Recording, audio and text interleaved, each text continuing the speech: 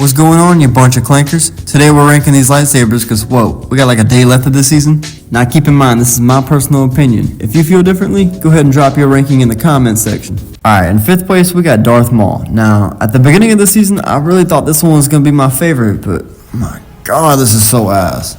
I was hoping for it to work kind of like the Magneto gloves, but no. Now granted, I might be expecting a little bit too much from this power, but I feel like I always gotta finish people off after I'm using it. And with the animation that leaves you a sitting duck, it really ain't worth picking up for me at the end of the day.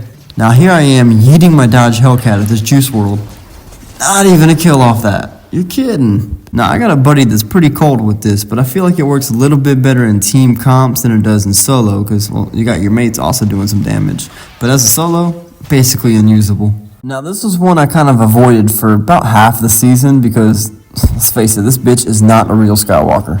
Now when I did start picking it up, not that bad as long as you're keeping an A280 on you. Now I didn't even see this mate until he was right there in my face, so that kind of helps you get out of a close quarter situation when you're not really expecting it right then and there.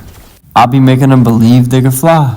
Now I didn't even realize what I did until like 2 seconds after I got the elim, but shit like this makes it at least somewhat usable.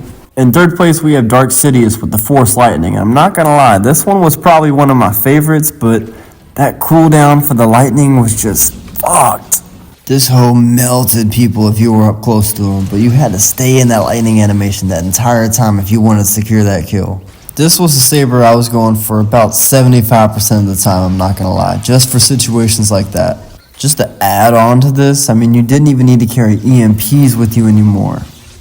Clutch as fuck. In 2nd place, we got the Force Saber throw from Darth Vader, and having him on your team as an AI, that was pretty groundbreaking.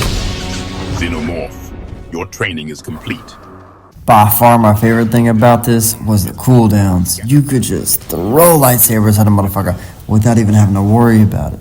If this just did like a tiny bit more damage, it might be number 1, I'm not gonna lie. Vader just be fucking people up, dude. I mean, here I am third partying, as I do, and all of a sudden, Vader's throwing my Hellcat.